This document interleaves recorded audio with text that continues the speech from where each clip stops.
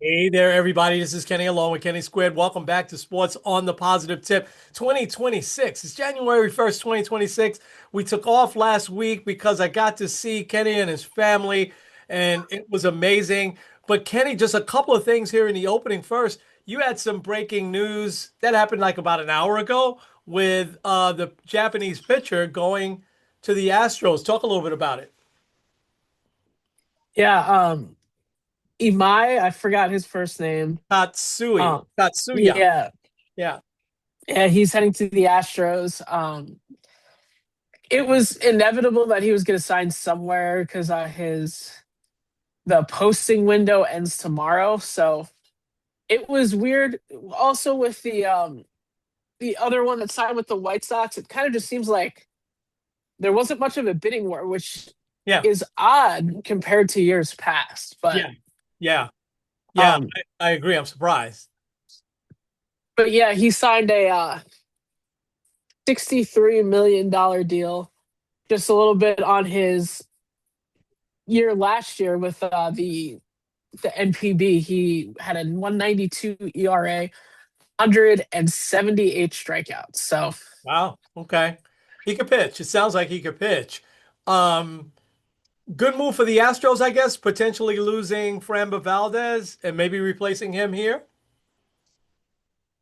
yeah, probably. I think it's probably that's kind of what they're going with Yeah. because he's making 18 million a year, and I'm sure that Framber will probably do that. And I think they're done with Framber. I think they were done with him when he clipped his catcher because he was mad at him. So That is, that's a moment from 2025, which we'll talk about a little later. Let's stay in baseball for just a quick second here, and then I want to get your Ohio State quick take here on the ground there in Cleveland.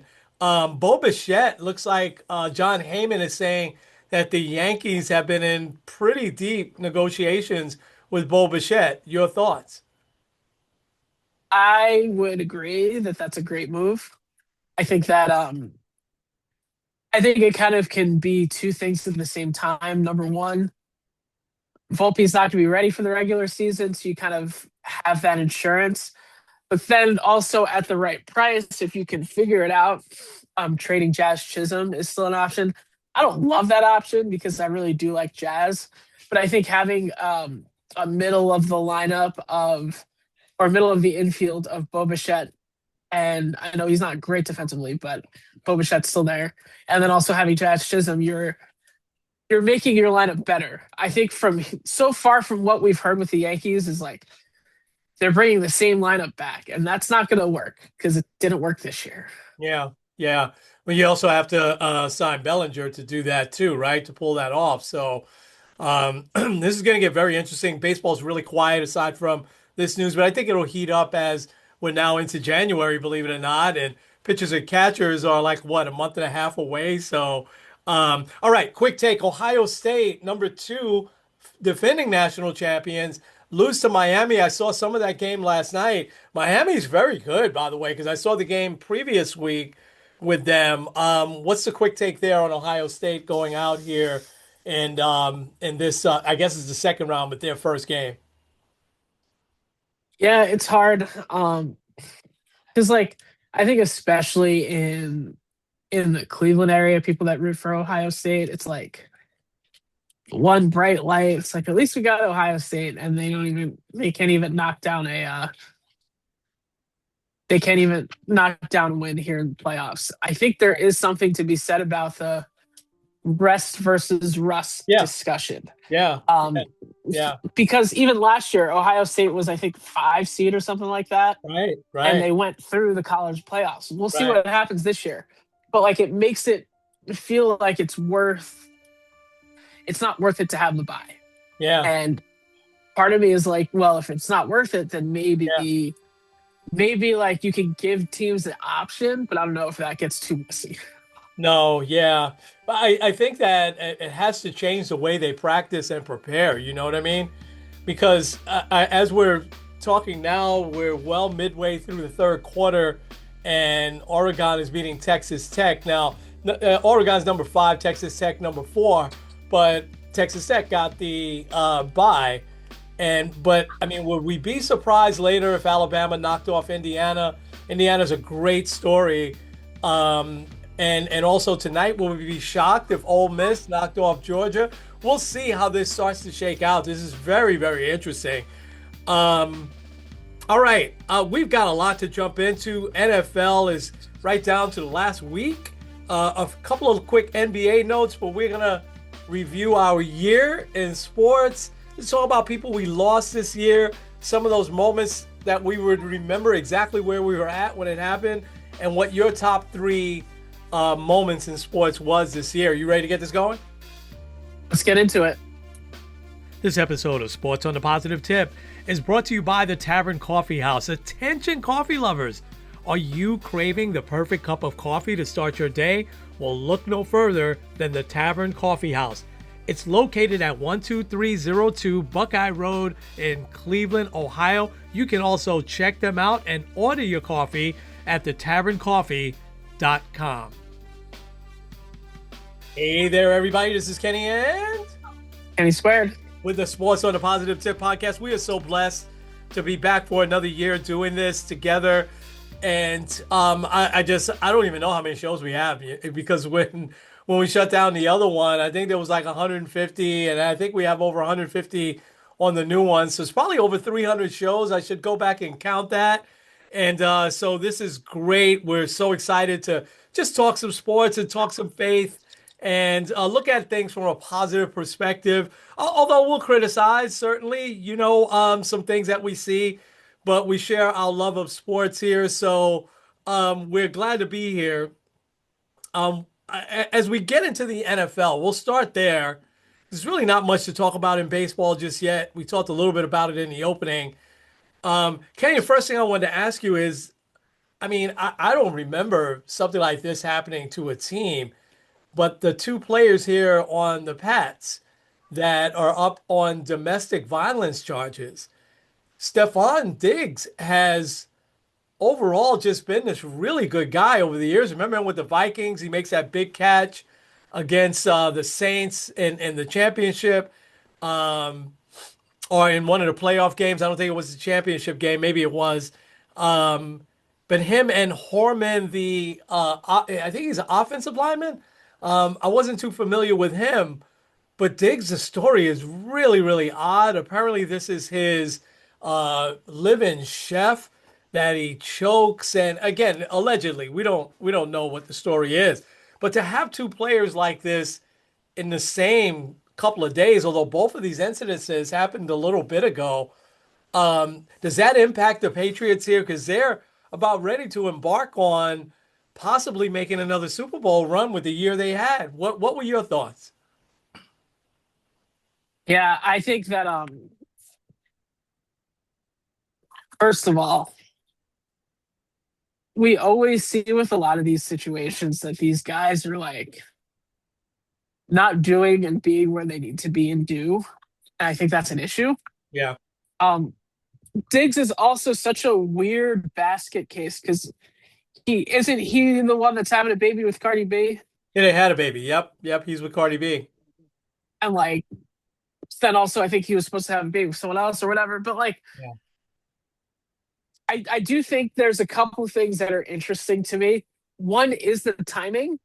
Um, because you could argue like, oh well, they'll suspend him for a game, and it's not a meaningless game for the Patriots, but it's a low impact game. Like basically, are you the 2 seed, the 3 seed? I guess they could also have the bye, yeah, but um, and if you were to talk to Patriot fans, they would say uh, the people are out to get us. I've heard that already, and I'm just like, chill. yeah. Come on. Um, They haven't suspended them yet, neither one of them. So, they as far as I know, they're playing on Sunday. yeah, and suspending a guy right before the playoffs would be rough, but I don't know.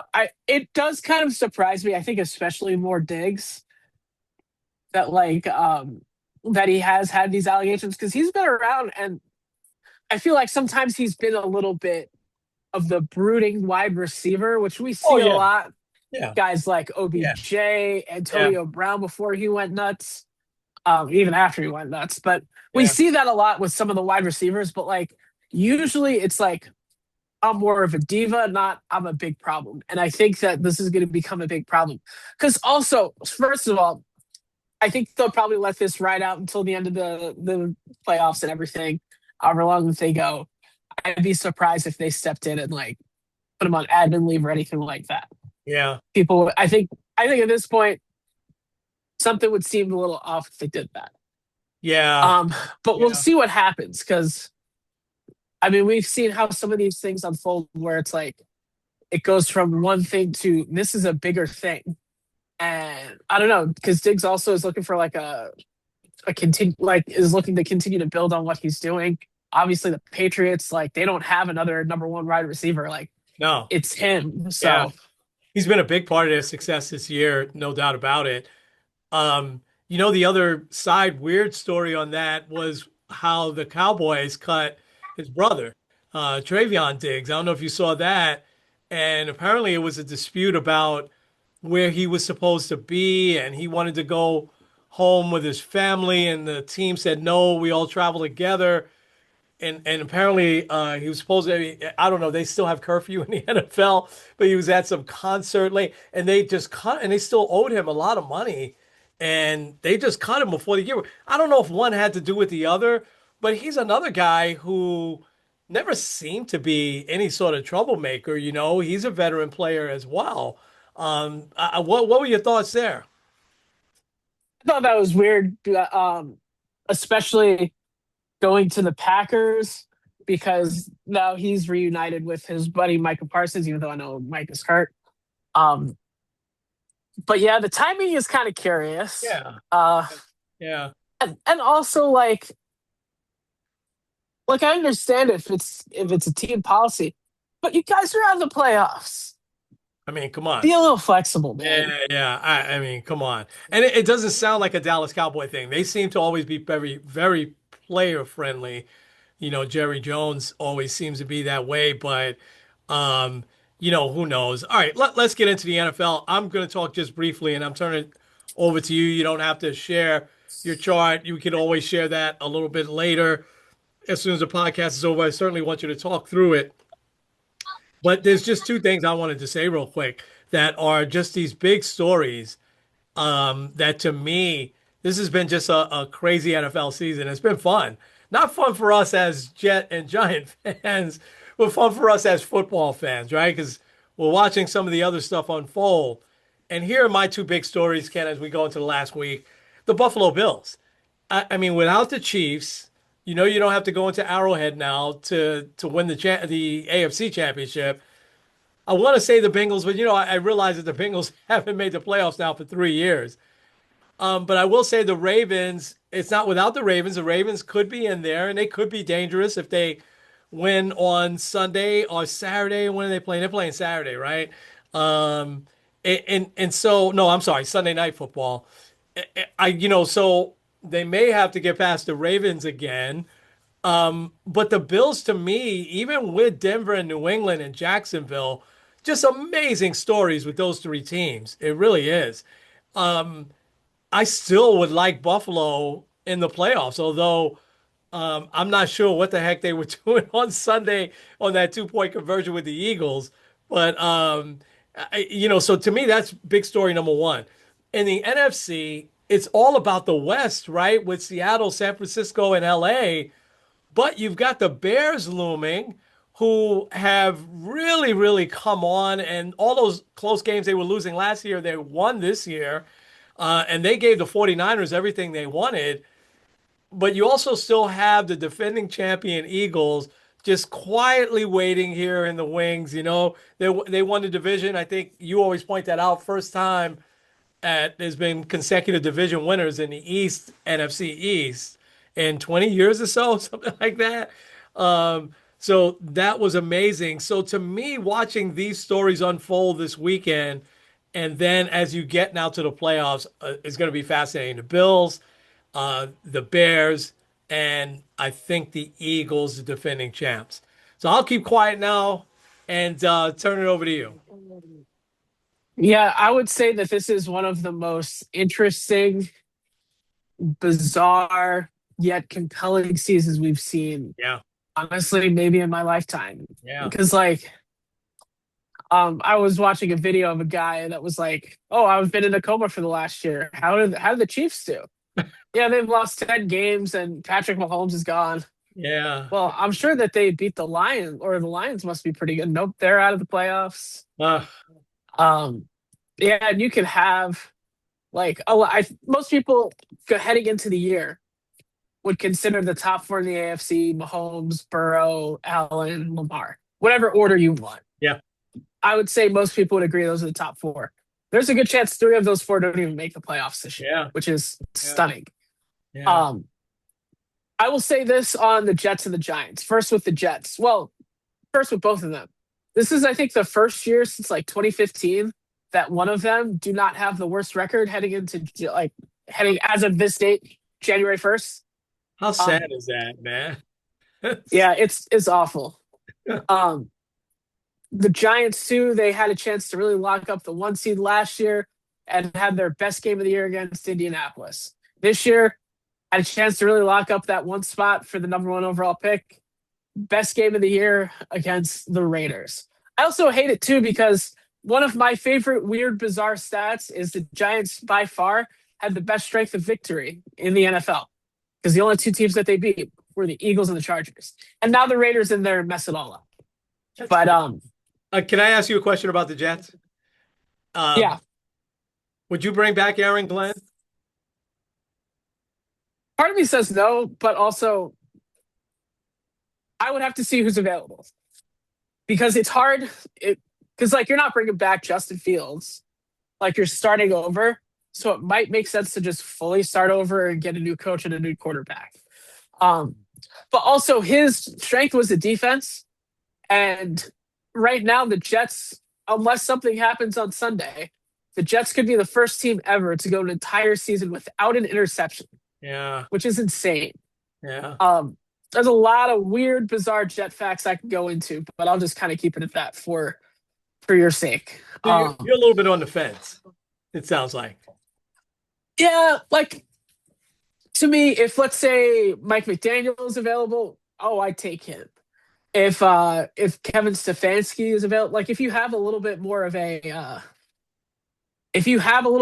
like a known quantity that you can put in there, I'd take him. But also, you can't judge him on one year where you give him Justin Fields and you also trade away two of your best defensive players. It's just not fair for him. I hate the one and done when teams do that, and the Jets have been through a lot of coaches, as has the Giants over the last few years. And I'd like to see some stability. I'm on the fence too because my problem is that I haven't seen the culture shift, and we didn't watch much of that game this past Sunday. But man, oh man, what was it, 35-3 at one point? And I said that the Jets have a very good GM, I think, and judging on the drafts and stuff like that, and he seems like he knows what he's doing.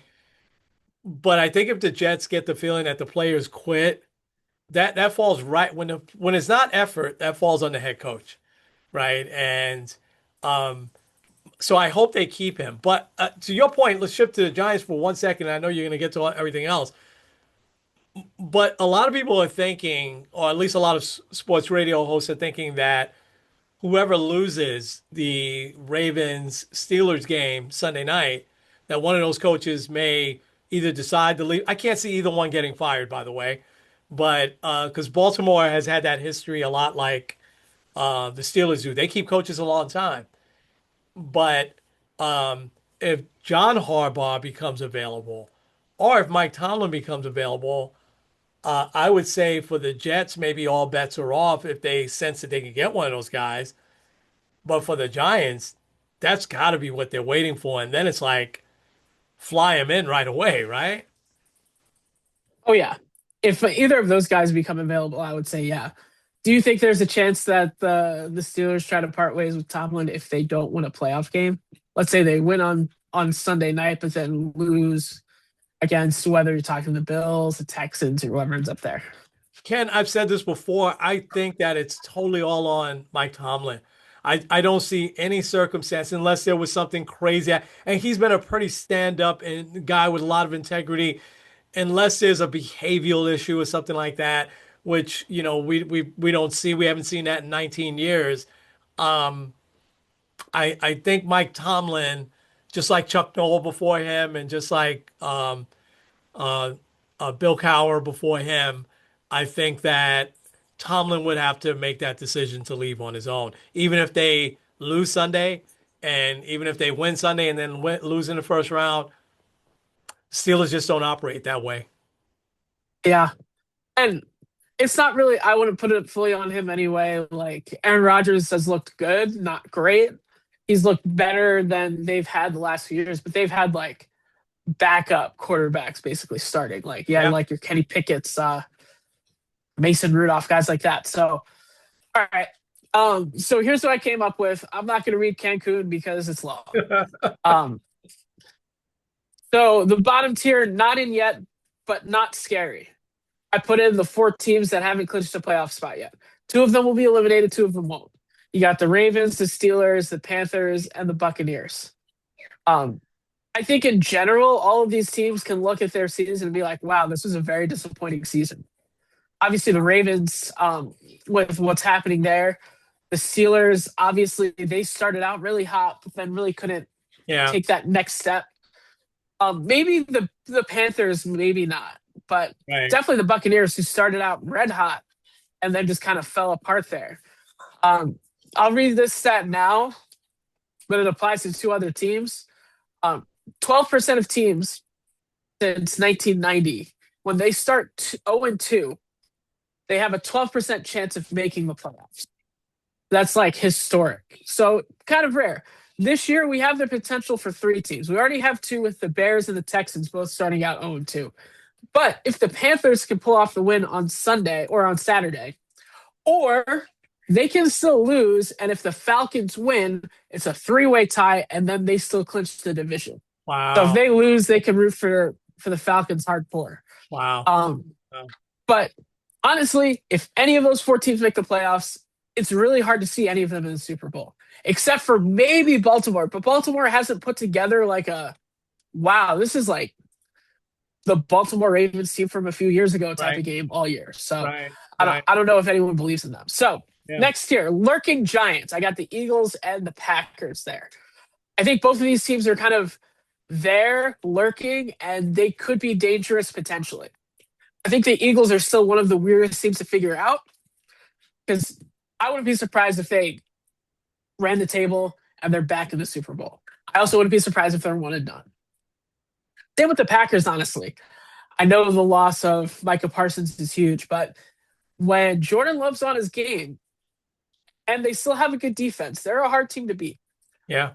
Um, the most pressure, I only have the Bills here because when you really look at the scope of the AFC, the Yeah. scope of the NFL, like let's look at, I'll just read all these teams that are left and just their quarterbacks. You have Bo Nix of the Broncos. I mean, he's still young. You don't really trust him. You haven't seen him with a playoff run. Drake May of the Patriots, same. The Niners might be the only team where it's like, oh, wow, they could actually be good because Brock Purdy's been there. They're healthy enough. They also have excellent head coaching. Probably coach of the year should be Kyle Shanahan. You have the Seahawks. Sam Darnold, I have a stat with him later, but he's kind of there, but he hasn't gone on that run. Caleb Williams, first playoff. We don't know what's going to happen. Texans with CJ Stroud. He's had a few moments, but we're still not there yet. The Rams have looked a little shaky recently. Matt Stafford has the Super Bowl championship, but I don't know. The Jags, Trevor Lawrence has won, I think, one playoff game. The Chargers, Justin Herbert hasn't won a playoff game. And then it comes down to the Bills. All of the teams, especially in the AFC, are either inexperienced or guys that kind of choke in the playoffs. This is their year to do it. And I feel like they're also in a tough spot because I don't think they've won a playoff game on the road recently. And they're going to have to win 3 straight playoff games on the road. Now, if they the AFC is so convoluted and weird right now. We need a couple of these Yeah. games to lock in before we know matchups. Because the Jags could be the 1, 2, 3, 5, 6, or 7 seed based on how things go. So Yeah. like there could be a lot of shuffling. But like if the Bills are heading to Pittsburgh, I think that's a game that they can get. However, if you're heading to New England, you have to face the Patriots a third time. Or Yeah. if you're going to Jacksonville, who has a really good defense, like it all depends on the matchup, and a lot of it depends on Josh Allen. If the Bills end up in the Super Bowl, it's going to be because Josh Allen puts together the month of his life. Yeah. But they Yeah. definitely have the most pressure. And like, I know I mentioned Mike Tomlin, but I think anyone out of all of the coaches that are left, getting to the playoffs and losing early would probably affect the coach of the Bills more than anyone. Like I think that Sean McDermott would be the first one that would be like on the chopping block because of it. So He's another one that wouldn't be unemployed for long either. no. Yeah. And I wouldn't be surprised if the Giants try to hire him. Oh, Which I, yeah. I wouldn't want that. I want a more offensive guy, but either way. Conference championship ceiling. I think these four teams, their ceiling is kind of making the conference championship. They could go farther, but that's kind of how I have them there. And the Texans here, the Rams here, the Jaguars here, and the Chargers here. Um, the Chargers, out of all those four teams, I think have the least chance because number one, they're going to be on the road. Number two, their offensive line is in shambles. But the rest of these teams, like the Texans, the run that they've been on and the teams that they've beat along the way has been super impressive. And you can trust CJ Stroud, who has won a couple playoff games, to actually get back there. The Rams, too. They've struggled the last few weeks and losing Monday night to the Falcons, who I saw that the Falcons are like, it was like 12-4 after they get eliminated. Like they decide to actually play well and play They're spoiler more playing than actually hard. play. Yeah. Yeah. They're playing hard. But the Rams, I think that especially with a team that has a lot of playoff experience, they have a Super Bowl winning head coach. I'm not too worried about them, but also you're gonna have to win 3 consecutive playoff games to make it there.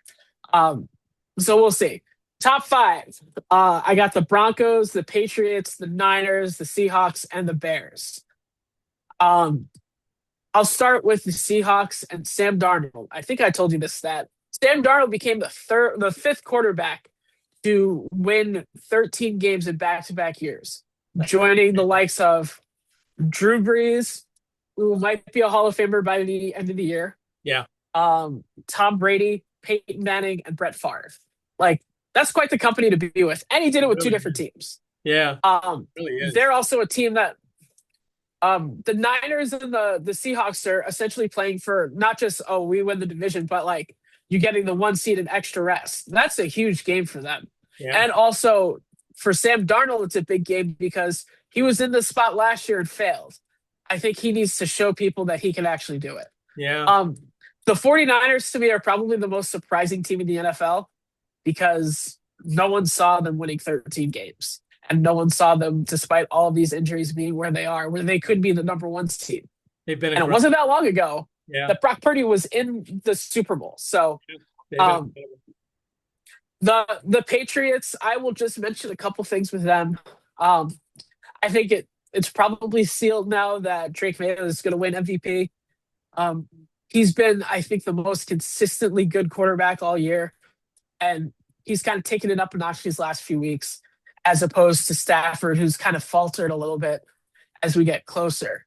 The Patriots still have to prove to everyone that they weren't just the product of a good schedule. Mm-hmm. The Giants beat two teams with winning records. The Patriots have beaten one. And that's the Bills. So Yeah. we'll see how things go. Yeah.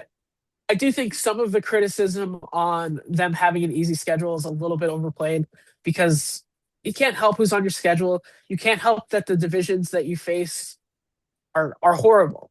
Yeah. I think the biggest way that they can prove that they are a legit contender team is win a couple playoff games. You beat the Bills, you beat the Chargers. Whoever you beat in that first round would be very big in showing who you are. Yeah. And then, the Broncos, I think they can I think the biggest thing with the Broncos is if you have it close late, Bo Nix isn't the best of quarterbacks, but he's got a good coach and they've got a great defense. And I think that's a winning formula, especially in the playoffs. So Yeah. Yeah. there's your week 18. Yeah. That is awesome. Awesome. Awesome. I'm with you on the 49ers. We'll get to these three games of vital importance in a second. But I wanted to ask you, the last two teams you said was Denver and New England. And it just goes to show that great coaching. Because Sean Payton is sort of unlikable. I hate to say that, right? But boy, oh boy, is he a great coach. And so is Mike Vrabel, as our friends that are Tennessee Titan fans are just still ruining the day that the Titans let him walk or let him go, actually. Kenny, I can't think of this off the top of my head, though, because it's got to be really hard. Has there been, I know there's been a couple of coaches that have gotten two different teams to the Super Bowl. Has there ever been a coach that has won the Super Bowl with two different teams? Bill Parcells comes to mind with the Giants and Patriots, and I want to say there's someone else. Isn't oh gosh, he coached the Packers, Mike Holmgren, but no, I don't think they got to the Super Bowl. Um, Oh, PK, what about what's his face? Oh wow. No coach has ever won a Super Bowl with two different NFL two teams. different teams, right? I mean, we could see that this year. Who are the ones that got there? Jimmy Johnson? No, Okay, Jimmy so Johnson didn't get there. Yeah. let's see. So these are the coaches who have led multiple teams to the Super Bowl, Yeah. but not winning them both. Andy Don Reid, Shula, Don Andy Shula. Reid, Andy Yeah. Reid's one. Bill Parcells, as you said, Mike Holmgren, as you said, Mike Dick Holmgren. Vermeil. Nick Um, Vermeil. Sure. Yeah. Yeah. Yeah. he did it with three teams actually: the St. Louis Cardinals, the Rams, and the Chiefs. John Fox John Fox. Wow. Wow. with both the Panthers and the Broncos, and then yeah, Andy Right. Reid. Yeah. Panthers with Cam Newton. That's right. Wow. Wow. Now I think they're counting that as three teams, but I think Vermeil, St. Louis Rams, right? Maybe they're counting St. Louis and Los Angeles. Either way, They say St. Louis Cardinals, the St. Louis Rams, and then also the Chiefs. I don't remember him coaching the St. Louis Cardinals, but I'm probably off there. It Um, says as a GM slash coach, so he was oh, probably more GM. okay. I don't remember that. Because I don't remember the St. Louis Cardinals ever getting to the Super Bowl, only the Arizona Cardinals, but it doesn't matter. That's a small circle with all the Super Bowls that there's been. And so we may see, somebody this year, i.e., the Sean Paytons and the Mike Vrabels. That experience that they bring and that moxie that they bring, because it takes certain preparation to get, to a Super Bowl. I don't think that sometimes teams just go on a run and it happens, but I think the NFL, a little bit like the NBA, it takes a lot, you know, um, to get to a Super Bowl and win an NFL championship. It's rare we see it by accident. We've seen teams like we just said the Cardinals, Kurt Warner and Larry Fitzgerald, and or a team like the Panthers with Cam Newton and um, you know get I probably could name maybe five players off the Panthers team. You can't name a ton of players, but most of the time it is these teams that are so well coached and that they do it in the regular season and they prepare for the playoffs and they have these great coaches that prepare them for the playoffs. So I think this is going to be so interesting. And that doesn't mean like Jacksonville can't make a run here with their rookie head coach or the Bears with their rookie head coach. Who knows what's going to happen, man? We'll have a preview next week, but I have no idea. All right, let me throw these games at you on. I think you hinted at who you like in all these games, but Saturday you've got Carolina at Tampa Bay, and I want to ask you a question about that game in a second. And Seattle at the Niners in the evening. Who you got? Um, I think for the Seattle San Fran game, I think I might go Niners. I I don't know, something just kind of seems different about this team, A and special team. Yeah. yeah, and I hate to do it because I really like Baker, but I'm kind of leaning Panthers. Yeah, And the Panthers kind of going their overall story of where they were last year versus where they are now, and they win the division. It's a big win for them. it really is. Um, Yeah.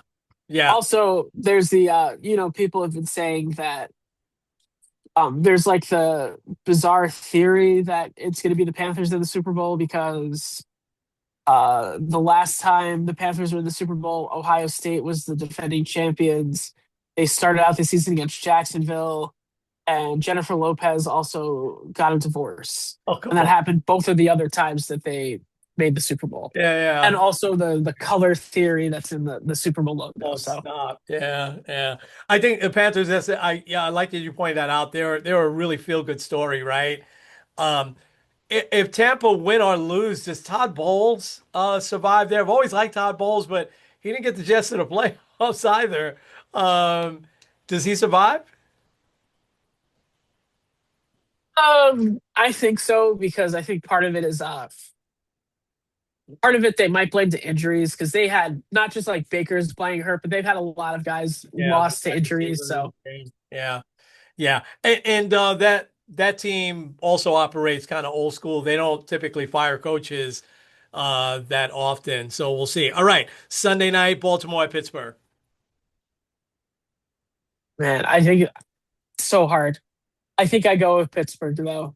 Yeah, I okay, trust their defense a little bit more, yeah, but yeah, honestly, I think honestly with all these games, I wouldn't be surprised either way. But yeah, especially with them, it's yeah, really hard to kind of tag this AFC North games. They're always close. They're always tight. They're always weird.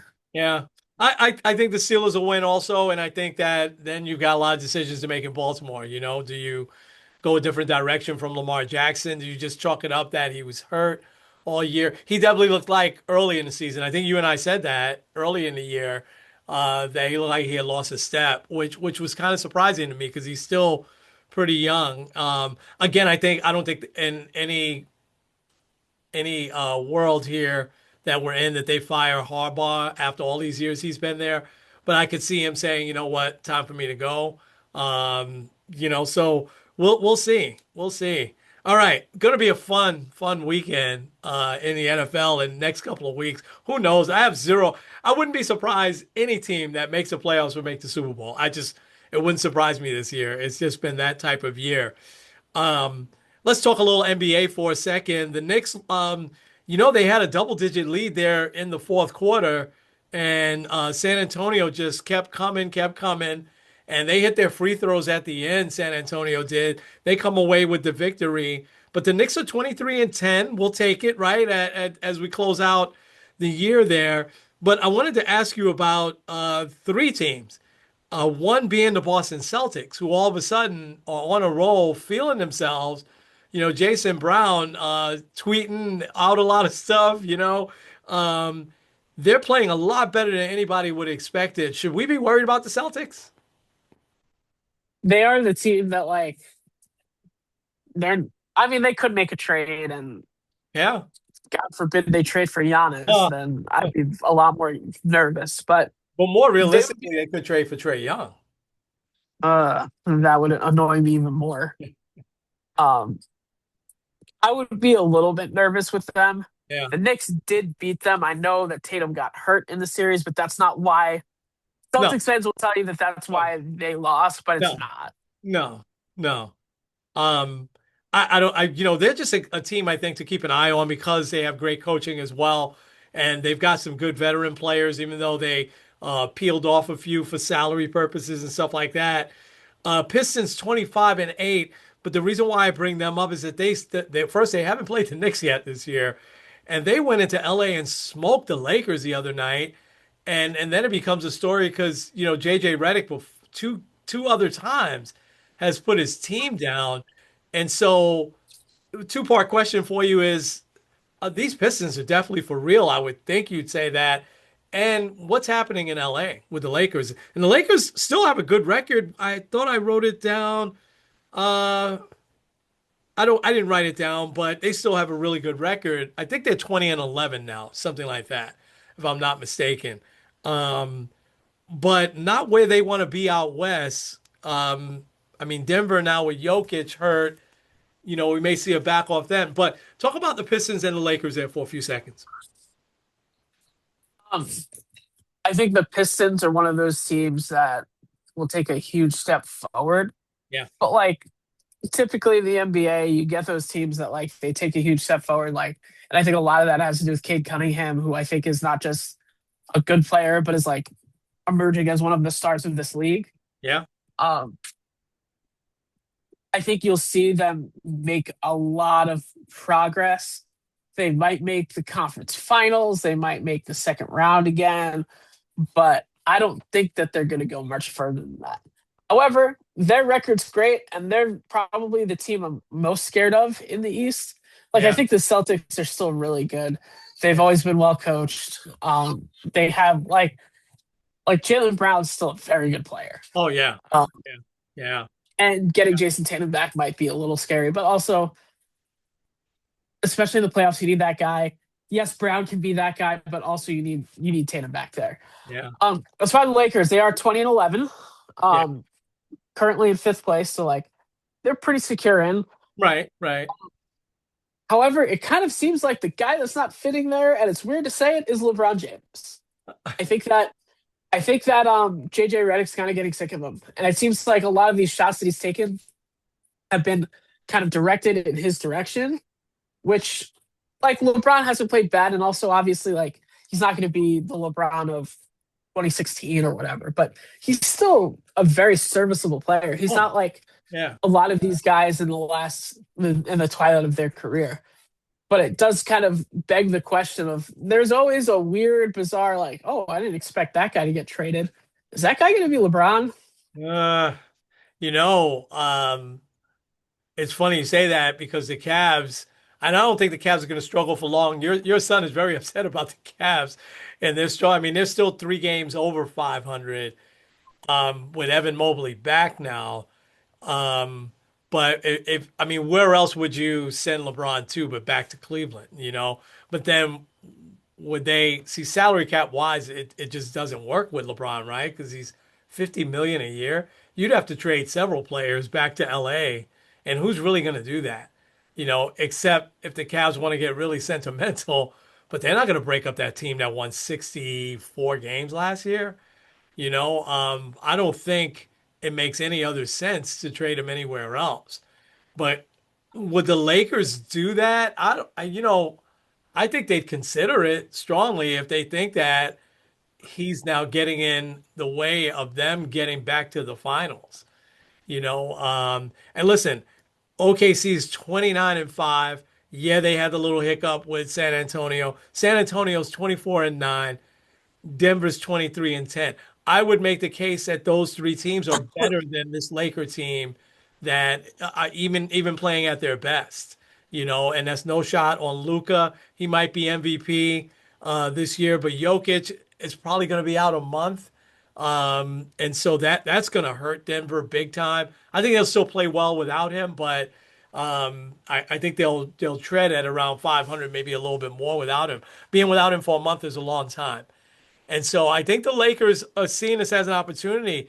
But Ken, face it, do you think the Lakers would beat OKC in a 7-game series?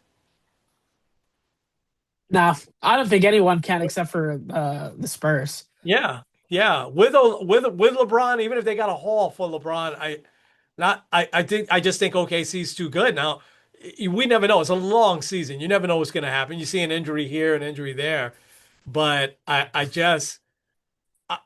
the Lakers should have the expectation that they want to get to the finals, and this is probably LeBron's last season, is my guess. I can't see him playing too much longer. He's involved in a lot of different things. He wants to be an owner. He's a billionaire. I just, you know, I don't know. But the NBA is getting very interesting. Let me ask you one last thing here. The Draymond Green walks off, goes to the locker room for a good chunk of the game because he's upset with something Steve Kerr said to him or whatever. Anthony Edwards, they're down by 19 points they're being thoroughly outplayed by Atlanta. They're down by 19 points, about 7 minutes left. And, Chris Finch, who's a very good coach, he clears the bench, puts all the starters on the bench. The other stars, Gobert, Randolph, Dante, they sit down, they have a seat, and they're going to cheer on their teammates. Anthony Edwards walks off, throws his towel down, and goes to the locker room, doesn't come back. I just I'm not sure why any player in any sport would think that that's okay, but we're starting to see that here in the NBA. What were your thoughts? The NBA is a lot more of a player-led league than any other league, and I don't like that sometimes because it leads to stuff like that. Yeah, I understand disagreements happen. yeah, Like you can't storm off the bench like that. yeah, And to me, like I understand that Draymond Green can be crazy. Like we've seen it several times. yeah. And like also, I don't know if you've seen recently when someone asked him about it. It's like, oh, I've never had like fights. I've just had kind of some dust ups. Like, come on, you've like punched multiple people in the groin. Like you went and choked Rudy Gobert. That was just a small We saw disagreement. Like, Jordan come on. Poole. Did we watch Jordan Poole the other night with New Orleans, who just shoots? He's the Al Harrington of the league right now. Come on, man. I That's mean, a good one. and I love Draymond. I really do. I always like his competitive spirit. And I think he's still a winning ball player. But you're right. You're 100% right. You know, So like, but like my thing is at this point, anything that happens is 100% on the Warriors. Like you could have gotten rid of this guy, you could have cut him, you could have sent him packing, traded him somewhere else. yeah, But yeah. you're stuck with him now. But that's the thing. And well, so you're making a really great point here. There's no discipline, like if can you imagine if one of the Yankee players or pick any team just left the bench and went in the clubhouse and you remember the big deal it was when Bobby Bonilla and Ricky Henderson did that with Bobby Valentine, and it was in the playoffs no less. I guess baseball players they could disappear a little bit more than an NBA player.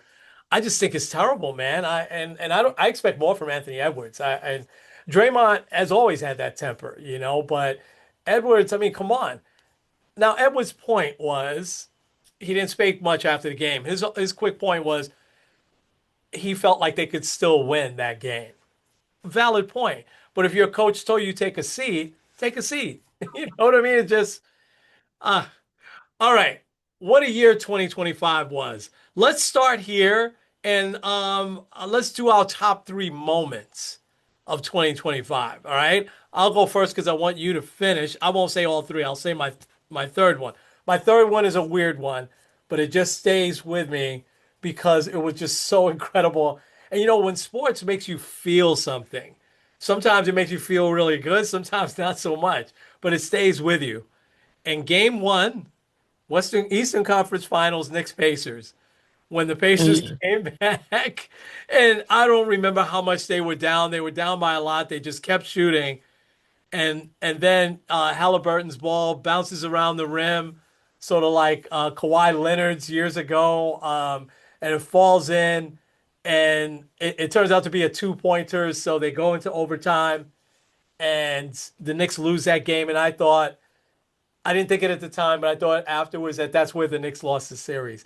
But I felt so empty. I felt like I went from elation to just, so that's why I have it as a memorable moment of the year. Game one, Eastern Conference Finals. Pacers win that game on just an incredible. Like if the Knicks had did what they did, we'd have been talking about it forever, you know. But the Pacers give them all the props and all the credit, and they played a really good finals as well. Against OKC, took them 7 games. So, what say you on your third best? I go third best because it was more meaningful to me. Also, one of those like moments in the opposite direction where it's like, wow, this is amazing. Cam Schlittler in the third game of the wild card series Yeah, against the Red Sox. yeah, 8 shutout innings, striking out. I think he struck out 12. Just like the demeanor and just like the mowing down of the Red Sox lineup, especially because it was Boston. It had been since 2003 that the Yankees beat Boston in a playoff series. Um, Obviously, it didn't carry over to the Blue Jays. More on them later, but I think that was one of the best moments for me. yeah. Okay. That was great. I remember you kept telling me turn to it. I think I was watching something else, and boy, oh boy, that was amazing. All right, Knicks Celtics Eastern Conference Finals. I'm gonna say the whole series was just so memorable. It wasn't the finals, semifinals. Um, but the two block shots in two games. What are the odds that two games would end with Mikal Bridges blocking shots? It was incredible the way it all unfolded. And I think for the Celtics, they were just stunned. They had zero expectations that the Knicks would beat them, and the Knicks take them out in 6 games. It was such a memorable series, every moment of it. That is definitely my number two. Um, well, I'll say I'm gonna go with two and a 2A. Um, because yeah, I think the Celtics. I think I look back at that game one when they won in overtime. I remember texting one of my friends that's a big Celtics fan. He's like, "Don't worry, we'll still win this in five." And I didn't say anything. Uh, okay, so I think one got to at least mention the Thunder and the Pacers. It was one of the best, more obscure teams matchup finals in a long time Yeah. because the casual fan's not going to know who the Oklahoma City Thunder are. Most people kind of know about the Pacers, but maybe not. But man, was it a fun series to watch. Obviously, the devastating injury to Halliburton kind of changed that game seven a little bit, but Yeah. Yeah. um, OKC really kind of solidifying like what they were doing and who they were. Yeah. My 2A is a little bit more of a fan favorite of mine too. We'll fast forward a few days ahead of the ALCS. Aaron Judge with that huge home run in the Toronto series that at that point it looked like it was going to turn the tide. Yeah. But also that signature playoff moment that people kept talking about, even though he didn't really need it. Yeah. Yeah. Absolutely. Wow. Wow. That was so much fun. I bet we probably have the same at number one. You know, World Series Game 7. I mean, for the ages from Yamamoto, Andy Pages' catch, the play at the plate with Miguel Rojas and Will Smith and the two home runs that the Dodgers. It was just it had everything. Um, to me, it reminded me of Game Six, way before your time. Game Six in 1975, Reds and Red Sox. I always looked at that as probably one of the best World Series games. Yes, Carlton Fisk as one of the best World Series games ever. This Game Seven and what Yamamoto did was just and I've told the story before watching it at 4 in the morning because I didn't see it live and I just happened to get up in the eighth inning where I left off, is where they were showing it and just my jaw was on the ground. I was like, Yamamoto is still pitching and he pitched yesterday and he pitched great the day before. Just an amazing overall World Series with tapped with a Game 7 for the ages. Yeah, I think what the Dodgers Blue Jays game seven was what everyone was hoping the Yankees and Dodgers were the year before. Yeah. Um, Yeah. between all of the unsung heroes, the questionable decisions, the the one that kind of gets forgotten about is the fact that the closer came in and blew the save Yeah. in the biggest spot ever. Yeah. Um, but I'll kind of this is inspiration ish because I don't know if I've told this story or not. Um, but Miguel Rojas, who hadn't hit a home run in a long time, um, said that his wife or his wife, I think it was his wife, had called him like the night before saying like, I had a dream that you're going to have a big moment here. And it's like, oh, whatever. Like, I might not even be playing. It's like, no, I pictured you like hitting a home run. And he used to wear number 11. It was like a significant number. I forgot what the meaning behind it was, but he um he obviously he gave it up for somebody else. I want to say no, it wasn't Sasaki. Whoever's wearing number 11 now, doesn't matter. He hits the home run. Obviously, a huge moment, like very dramatic. And his wife was looking at the scoreboard, and the time was 11:11 when he hit it, Oh, wow. which was like such like a Yeah. like a oh my gosh moment for them. Um, and like between that and his crazy move at the plate, absolutely like definitely one of those like cinema type of moments. Yeah. It stinks that it was the Dodgers, um, but like I remember those for me watching like that 10th and 11th inning where they had runners on base, where it was like one play either way could end this game. Like especially like I think I because I was like live texting you like Yeah. hoping you'd see it. Yeah. Um, Alejandro Kirk is up at the plate with runners on base with two out or with one out. And it's like if he hits a home run here, the game is over and the Blue Jays win. But also if he grounds into a double play, which ends up happening, the game is over and the Dodgers. Like just that intense, like the game could like literally one pitch could change the outcome completely was just absolutely amazing. And just the inches with IKF, um, and Will Smith putting his foot back down on the plate. I mean, just you couldn't have written a script like that, and that's what makes sports so special, you know. All right, I just jotted a few things down here that you kind of remember where you were at when these news items broke. I would say I'll say the last two that we probably didn't remember where we were at, but they were big stories like when Shannon Sharp gets let go by ESPN, the NBA and MLB television deals. I think were big deals.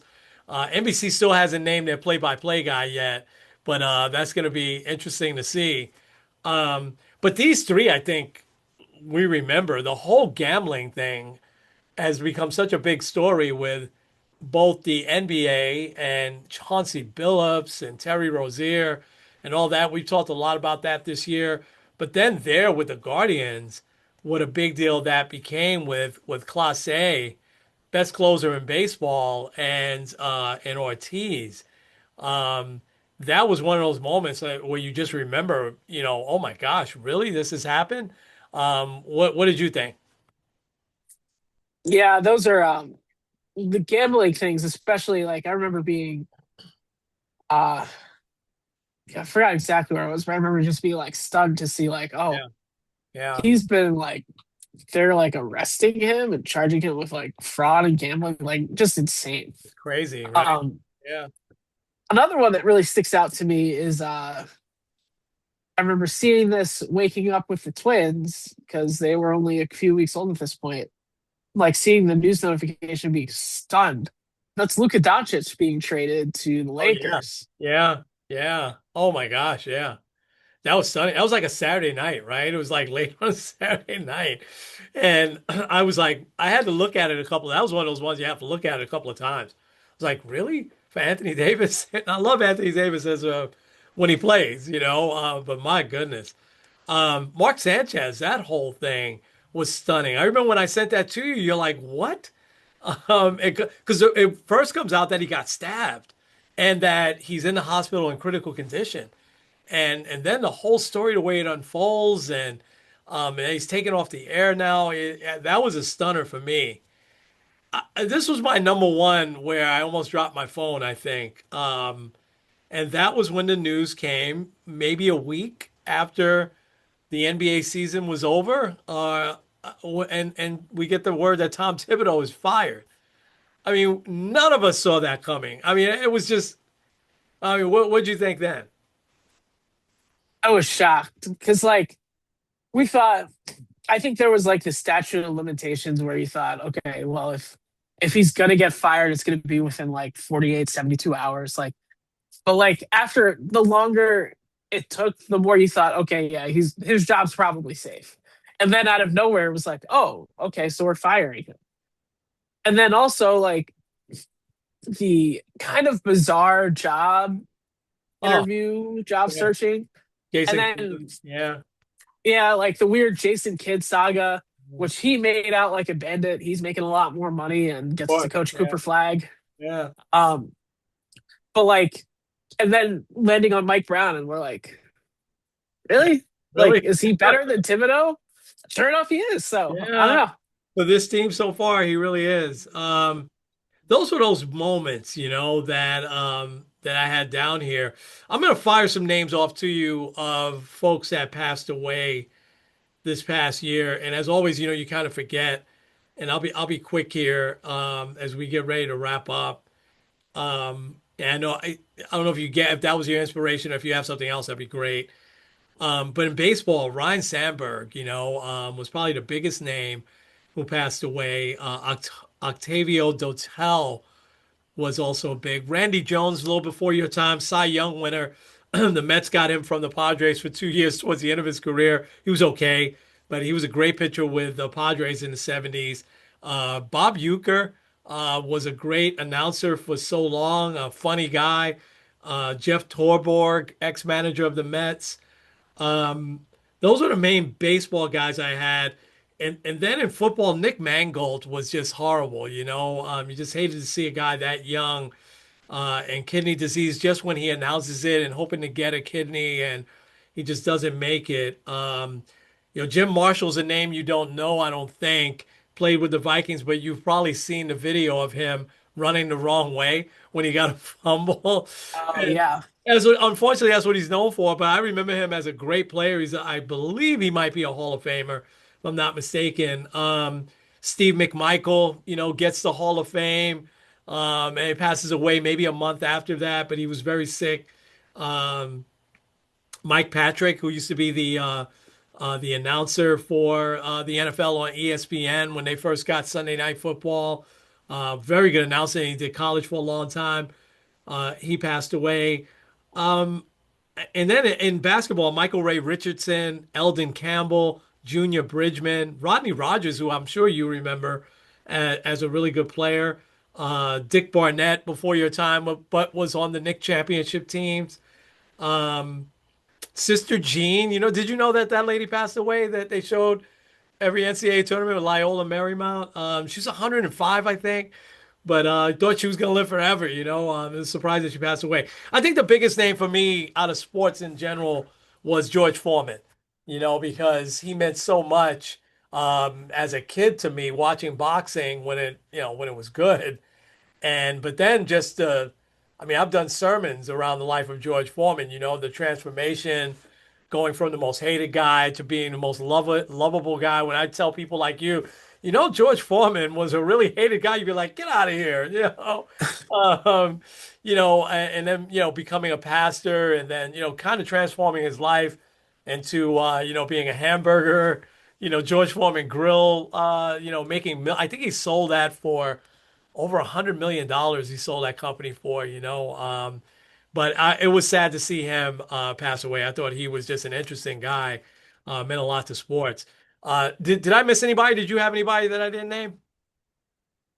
No, I think you pretty much nailed it. Yeah, yeah, Yeah, I think George Foreman's probably the yeah, most universally known name. yeah, yeah, yeah. Such a well-liked dude. And then he was an analyst, boxing analyst for a long time too, on HBO after that. So was that your inspiration for Miguel Rojas, or you had something else? I had something else, but I like that one better, so we'll stick with Oh, you that. like that one better. All right, good. And I don't have one this week because I was doing all this research. So I'll have one, I'm sure, next week. I'm so looking forward to this year, man. The Olympics are coming again this year and the World Baseball Classic. We'll see how this Met team, develops. If we get a few more good players here, the Yankee team is going to be exciting. See if we can all take down the Dodgers at some point. Boy, oh boy, how anxious are we going to be come springtime with the Knicks? And it will be so exciting to at least get to the finals, but to win a championship. I guess we got the draft to look forward to with the Jets and Giants. Yeah, Again. who knows who's gonna get in the Super Bowl, man? It's been great. And so we'll be still coming at you once a week is our plan. And we love doing this. And so we took a little time off last week, but that's rare for us. We typically have a show out every week. So Kenny, I tell you, man, I can't wait. It's gonna be great. And take us home. Yeah, you say World Baseball Classic. The Yeah. USA team stacked. Paul Skeens, Tarek Skubal. Joe Ryan, we got this. So we'll talk more about it once we get closer. It's so interesting because when you think about the Puerto Rico team, the Dominican team, the Japanese team, I mean, it's going to be a lot of fun. It really is. Who did I see was going to come out of retirement to play? Anthony Rizzo, right? Is probably going to play Yeah, Rizzo's going to be Team Italian Italy. team Italy. That's crazy. Oh, another one too. I saw apparently Alexi Ramirez, who played in the inaugural one back in 2006, is considering coming back. He's 44. I was gonna say Alexi Ramirez. Really? All right. This should be. I'm gonna watch it this year. I've usually ignored that, but just like I said with the NBA Cup, I got into it. I'll get into the WBC and we can talk about it. Yeah, which we didn't talk about the NBA Cup as a highlight, but anyway. Yeah. Yeah. Yeah, go Knicks. We won a championship somehow. Yeah. But this is Kenny Squared N. Kenny. The Sports on a Positive Tip. We'll see you guys next time. All right.